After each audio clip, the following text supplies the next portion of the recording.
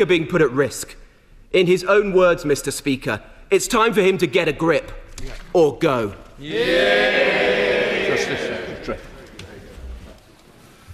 Well, Mr. Speaker, this is a crisis that we inherited in our prison system. And it's worthy of sober reflection, because he knows, Mr. Speaker, that when they were in government, there were 17 prisoners released in error every month. He knows that. He knows too, because the former Conservative Justice Secretary said on the issue last Friday, we essentially run our prisons regime very hot. We are very close to capacity. We have seen a big increase in the prison population over the last 20 years, and resources have not necessarily matched that.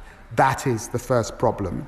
And another former Justice Secretary, Alex Chalk, said part of the issue is we can't hold on to prison officers without that expertise. Errors creep in. And he himself also challenged their record in office. So he knows that this is a cross-party issue that, of course, we have to grip. Now, I said that I put in place those checks, and I stand by the checks that I put in. I also said in my statement that the cases that we are uncovering, many of them occurred before those checks were in place, and another case involved an error that was in the court system, and that's why this new query process is very important indeed. And it is the case that we had to introduce SDS 40, and he knows why that's the case, because his government, just in the last few months in office, made 3 different changes to their early release scheme. So worried were they about prison capacity, a prison capacity issue that we inherited. He knows 500 extra places in the prison system is all that they built in 14 years in office, 14 years, and we've pledged 14,000 by 2031. He also knows, like night follows day, if you cut officers by almost 50%, is what they did in office, you cut those officers, and then you recruit new officers, as we've attempted to do. These are very junior people working hard, and I thank them for all that they're doing. But in those circumstances, mistakes will be made. I've asked Dame Lynne Owens to look at this, really, really important. I've put in place the digital team because he knows also that this is a system based on human beings, therefore you get error. Only technology will fix this issue over time. And I've now put in place this double check between the court and the prison system. Chair of the Select Committee, Andy Slaughter. Thank you very much, Mr. Speaker. I welcome the initiatives the Lord Chancellor has announced to deal with wrongful release, but does he accept that the level and circumstances of such releases are symptomatic of a deeper malaise? Will he look at the Justice Committee current reports on drug culture, organised crime and lack of education and work in prisons? And will he commit to tackling the underlying breakdown of order and discipline in the prison system, which over years of decline have made many prisons unsafe, chaotic and unfit for purpose? Justice. Well, I'm very grateful to the honourable gentleman for all that he is doing, and he has been on these issues for many years. His words echo those of the prison inspector. And of course he knows that this is a system that's incredibly hot, frankly, because violence is up, self-harm is an issue, drones and the things that are arriving in prison, particularly drugs, is also an issue. And then we have staff doing the best they can in very, very difficult circumstances.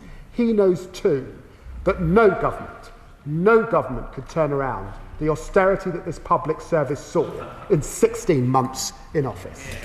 Liberal Democrat spokesperson Jess Brown-Fuller. Thank you, Mr. Speaker. If the situation wasn't so serious, it would be laughable. It seems like people have tougher checks to currently speak to an advisor at HMRC or get a GP appointment than offenders have to be released from a prison.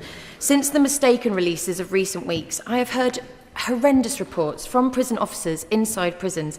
Prisoners identified by low-quality black and white photographs, printed on paper, a few basic questions on personal information before being cleared for release, information that could be readily shared between inmates before release. That is not good enough, especially when we now have biometric technology which is currently used for visitors to prisons and not inmates. We cannot be relying on an honour-based system, reliant on the goodwill of convicts to hand themselves in, and police forces certainly don't have spare capacity to be conducting regular manhunts for people that should still be locked up. After the release of Hadush Kabatu, the Deputy Prime Minister promised enhanced security checks. Yet since then, some of society's most dangerous individuals have still ended up on our streets. So will he now spell out what those enhanced checks actually involve and whether biometric testing is used routinely to confirm a prisoner's identity before release? And can he confirm what training prison officers receive before managing prison releases? Like most of the justice system, our prison system has been mismanaged and underfunded by the previous complacent Conservative government. So we do appreciate that this government inherited this mess. However, the numbers of mistaken prisoner releases have risen sharply under their watch, and they cannot continue to risk public safety, particularly given the fact that it took them a whole 7 days to realise a prisoner had been mistakenly released, and are seemingly blaming an email being unread for the most recent error. Can he confirm how long the Ministry of Justice has known about the 3 prisoners at large, and how long have the police been trying to find them? The Deputy Prime Minister has promised the public an investigation, but they cannot wait months for answers while their safety continues to be put at risk. So what immediate action can he take today to ensure that dangerous criminals stay behind bars and these mistakes stop once and for all? Secretary of State. Well, can I say to the Honourable Lady, when she reflects on the releases in error, that 57,000 people are released from prison every year, and I'm sure, like me, she would commend the good work of prison officers and those in offender management units across our prisons doing a very difficult job in what are very difficult circumstances. She refers to the complexity. The last government kept expanding its emergency release scheme from 18 days first, then to 35 days, then to 70 days. And at 2021, a review found 503 pages of guidance that staff had to follow for early release. It's a paper-based system. And so I cannot stand here as a Secretary of State and say that in a paper-based system that you can eradicate all human error. You can't. The only way to deal with that would be technology, to bring those levels down to something that I think the House would think was acceptable. I want to see the figure come down to historic levels over the course of this in Parliament. It will, of course, take further investment, but I hope that the investment in 10 million in this new digital team, and indeed the support that we're offering now between courts and prisons, will make a substantial difference. She asked me what I'm doing: a new Justice Performance Board, of course Dame Lynne Owens review, the urgent query process that I've outlined, the digital rapid response system, and of course simplifying the release policy, which is effectively what comes out of the sentencing bill. Linda Jess. Thank you, Mr. Speaker. Does my right honourable friend agree that wrongful releases of prisoners would have caused a lot of distress and anxiety to the victims, their families and others? But does he also agree that we inherited a prison system that was in complete chaos, and it was in such a major breakdown that whilst we are taking the appropriate action now to sort out the prison system and to prevent wrongful releases, this is going to take some time? So State. Well, I'm very grateful to the honourable gentleman for his question, and he's absolutely right, and I think the public recognise this, that they won't particularly have visited our prisons, but they know that cuts in our public services are real. They see it in their local authorities. They see it in their local hospitals. They see it in their local schools. They know that things like Sure Start were decimated. And so too our prison service, which the public don't see, I'm afraid was one of the worst hit public services. Now, it's my job to minimise that risk to the public, and that's why I'm introducing the measures that we are. That's why I've asked Dame Lynne Owens to look at this very, very carefully, former head of the National Crime Agency, and I know she'll do a forensic examination, and I'll implement her recommendations so we can bear down on this problem. But it's a paper-based system. I didn't realise coming into this job that it was a paper-based system. I'm not sure the Shadow Justice Secretary has realised at all since he's been doing this job that it's a paper. But his former Justice Secretaries under his government know that it's a paper-based system, and they know that's why errors happen. Dr. Neil Shastra-Hurst. Thank you very much, Mr. Speaker. Mistaken releases of prisoners don't just undermine public trust and confidence in the system, they cost money. They cost money because the police have to go and find them and return them to prison. Can the Secretary of State set out how much it has cost the police to return prisoners to prison since this government came to power? So State. Well, previous governments did not have that data, and I'm pretty confident that I don't have that data. If it does exist, it exists with individual police forces who deal with these issues operationally. But he's absolutely right. Every prisoner released in error has to be found by the police. I thank the police for all that they've done, and I particularly thank Haringey Police for finding the 2 high-profile cases.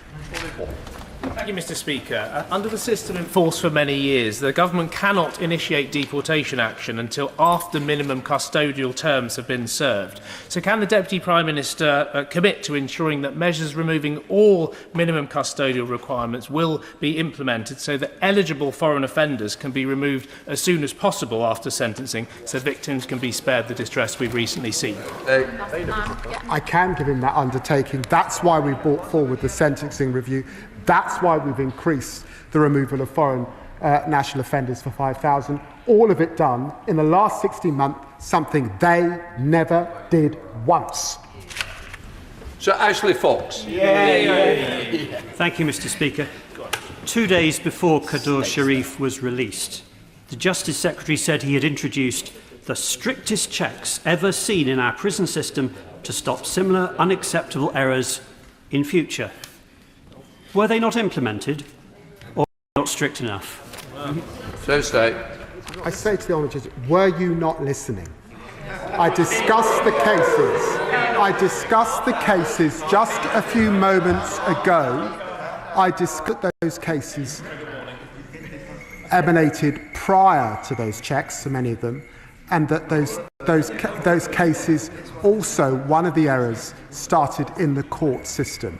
It's also the case, and I've been crystal clear about that with the House, in a paper-based system where the most junior people often in our OMUs are dealing with this. You cannot eradicate all human error. And any Secretary of State that stood up this dispatch box and said that would be telling a mistruth. Sarah Russell. Thank you, Mr. Speaker. We, of course, must solve the immediate problem of the accidental releases, which are a huge issue.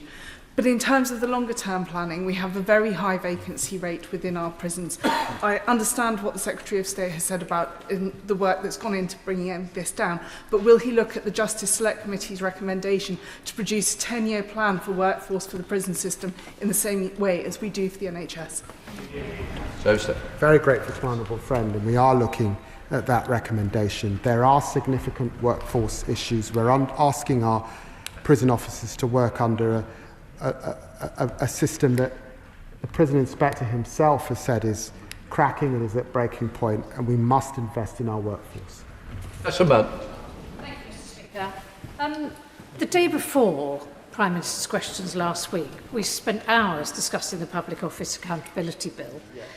And I just wondered, bearing in mind there's such a crash in, it might have been better to have referred to the fact that there had been, he knew that there was a mistaken release of a prisoner in the offing. He might not have been able to give the details, but I think in order to restore public trust and confidence, and in light of the Public Office Accountability Bill, whether it might be better to have said something and to hold over that decision and say he would come back later to the House with more detail. So stay. Well, I recognise why the Honourable Lady, who's very reasonable, is making her comment in the way that she is. But I simply say that we inherited a system where 17 errors in release are made every single month. There is a data release every July. I've now updated the House with more information than the House has ever had about this issue. But I've also been clear, as any Justice Secretary would be, that we are not going to be able to adequate human error and not going to be able to get back to historic levels quickly. But I put in place as much as I can to minimise the risk to the public. Andrew Peggs. Thank you, Mr. Speaker. As a member representing a prison constituency, I'd like to put on record my thanks to prison and probation staff who work hard under difficult circumstances. But in recognising that, I also know the pressure the prison system is under. It is shocking that a legacy of 14 years handed over to this government, a paper-based system and a prison system that was breaking. The party opposite likes to talk about a farce. If they want to talk about a farce, I will hand them a mirror to look into, because the only farce here is the breaking system. So can my honourable friend tell me what more we can do to support prison staff? Yes, there needs to be accountability, but we need to invest in technology, invest in solutions, and give our prisons the systems they need to stop these things happening in the future. So stay. Well, he's absolutely right. The best way to deal with this is to move to a system that's based on technology. To use the AI that's out there to properly compare records, whether they come from the court or whether they're from early release. That will take significant time, but I have found £10 million to at least begin that process, and that process begins as a result of these recent high-profile cases. Andrew Mitchell. Thank you, Mr. Speaker. May I tell the Right Honourable Gentleman that even the West Midlands Victims Commissioner, Natalie Kairosh, is herself living in fear due to the government's new release guidelines on open prisons. In 2016, she was stabbed in my constituency 24 times by her ex-partners. She was 8 months pregnant. Her attacker was jailed for 18 years, but is now moving to an open prison 4 years earlier than expected. And Natalie is terrified of coming face to face with him. Can the Right Honourable Gentleman explain why those convicted of domestic abuse who cannot apply for early parole under the SDS 40 process are not also excluded from the government's dangerous policy of moving offenders to open prisons? So stay. Well, I know that the Victims Minister has met with her, and he will also know that in the sentencing bill we have restriction zones that can restrict the movement of those who have committed crimes like the one he refers to. Blair Anderson. Thank you, Mr. Speaker. As a Wandsworth MP, my constituents are very concerned about these releases, and they have seen years of underfunding of Wandsworth Prison, but they've also seen more investment by this government since coming into power than for years and years before that. And I have every confidence from visiting the Wandsworth Prison about their new governance and the systems that are putting in place. I thank the Justice Minister for his response to my letter outlining the changes in training, technology and resources that are being put in place to redress these wrongs, and the digital rapid response unit. Could the Minister, just for the sake of my constituents, outline those stronger release checks that he has put in place straight away? Justice Secretary. Well, I'm very grateful to my honourable friend and for all of the work that she's doing in her community, and I recognise there will be anxiety in her constituency as a result of high-profile cases that have emanated from Wandsworth. She will know that one of those cases involved an error that actually started in the court system back in September before the checks that I have put in place. But when she asked me to outline what I've done, what it effectively means is that the duty governor, deputy governor are having a double look at what comes out of their OMUs, which are largely staffed by slightly more junior staff in relation who are making these decisions on who should be released from custody. But I look forward to visiting Wandsworth with her in the coming months. Dr. Caroline-Johnson. Thank you, Mr. Speaker. Mr. Speaker, the Ministerial Code requires honesty and transparency, and on the 28th of October, I asked a written parliamentary question of how many of those released in error under this government remained at large. On the 3rd of November, I received an answer, Mr. Speaker, but it did not answer the question. Was that because they didn't know the answer of how many people were at large, or they chose not to be transparent and give the answer? I explained at length in my statement who is at large. I have released data today outwith of the normal cycle of releasing in July, which was done under the last government. I have been as transparent with this House today on this issue than any minister has been. And I would remind the House, I checked the record, despite 860 releases in error under their watch, they never came to the House once. Nope. Not once on this issue. Not once. Speaker, our constituents deserve a prison system they can have confidence in. And yet, prisoner releases in error increased every year since 2021. Despite that, there was no call for an investigation. There were no reforms. Can the Minister therefore please reassure my Carlisle constituents that it is this government that will implement the findings of Dame Lynne Owens' investigation and restore the confidence that was eroded under the previous government? I'm very grateful to my honourable friend, and she's absolutely right. Not once did they make a statement, even when William Fernandez was released in error under them and went on to commit an horrific crime. Not once did a minister come to the dispatch box. Not once did they release extra detail. And I've done that today. Steve Darling. Thank you, Mr. Speaker. A Torquay solicitor has recently told me of multiple occasions where there has been a lack of security staff to convey convicted criminals from Newton Abbot Magistrates Court to prison. This, on one occasion, one individual started self-harming. On another occasion, an individual waited and then left and absconded because they were locking up the building. He was then arrested at a later stage following a machete attack. How often is this happening across the United Kingdom, and what are you doing to stop this failure within the system? Well, in a sense, he raises issues beyond the prison system, and he's right about the delivery mechanism of prisoners from court to prisons. He knows, because it's come up in oral questions again in the House, the issue that we inherited of backlogs from the party opposite. He knows also that we're demanding that our police arrest more and bear down on crime. So the criminal justice system is phenomenally hot. All of this will affect the prison system. That's why we've asked Brian Levinson to look at the issues of efficiency, particularly that relates to the court backlog.